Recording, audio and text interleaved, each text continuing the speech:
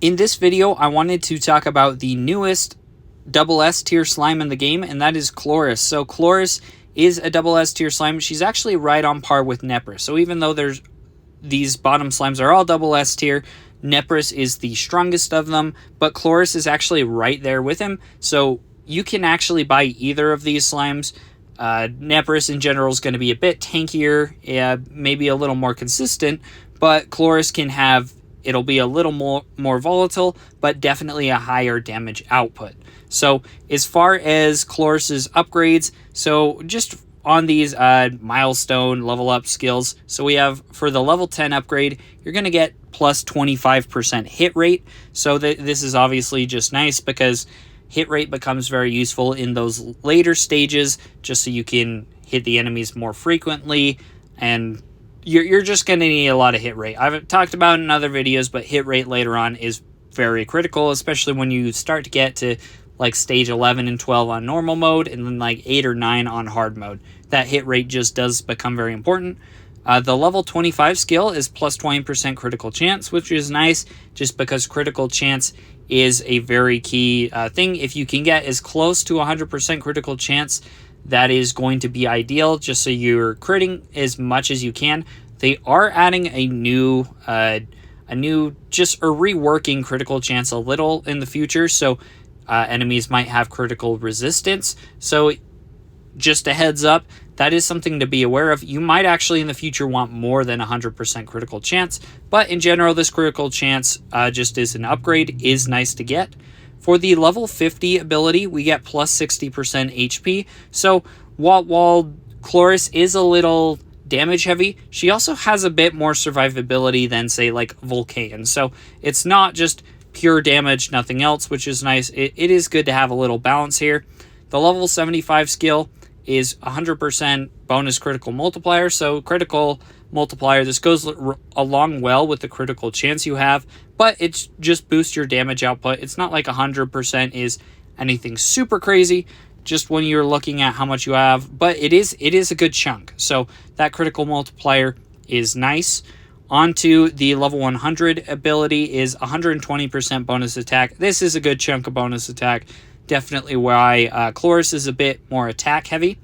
The level 125 ability is plus 20% multi-attack chance. So multi-attack isn't as huge of a deal early on, but especially when you get to like stage 11, 12, and then those later hard mode stages, you're going to be just attacking a lot of enemies. So that multi-attack chance will actually scale very well into those later stages, just because you want to just try and spread out that damage and deal damage to as many enemies as you can, because you're just going to get swarmed by mobs. So it is very important.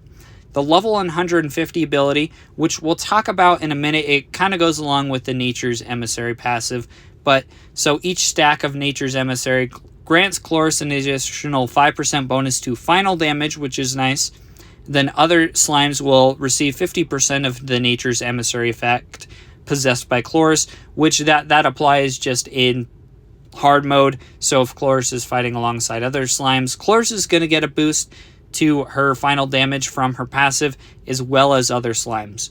Level 175 ability, multi-attack target +2. This is just good because not only are you going to get boosted multi-attack chance, but you're also going to be able to target even more enemies.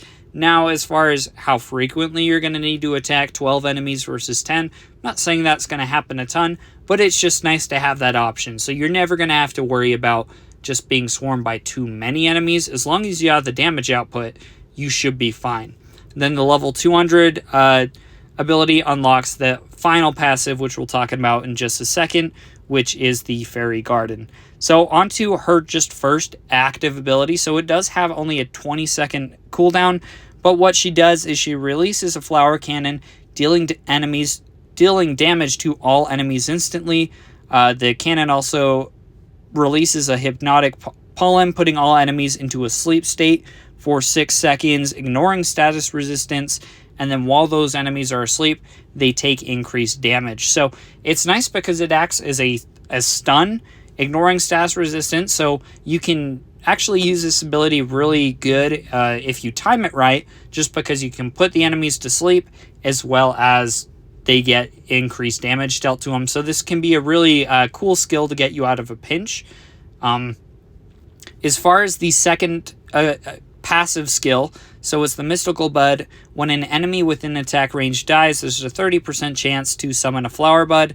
The bud blossoms after a delay of 5 seconds, dealing damage to nearby enemies. So anytime an enemy dies, there's a chance that you get one of these buds, and then it will deal more damage. So nothing super crazy there, but it's just a nice way, especially when you're defeating lots of enemies, big waves of enemies, it can be an additional source of bonus damage.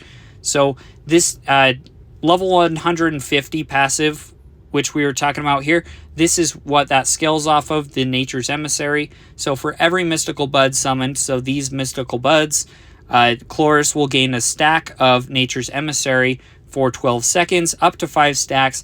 Each of these stacks will increase Chloris's attack speed as well as her lifesteal. So she can get up to like 40% bonus attack speed and lifesteal.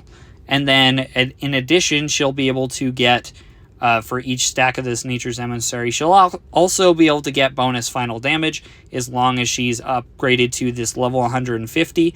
And then this Nature's Emissary effect, if you have the level 150 upgrade and you're playing in hard mode, it will actually buff your other slimes too. So this can be a really nice combination, even with like Nepris, who's typically a tankier slime, just because this will also have the chance to buff Nepris's damage output as well, which is pretty cool.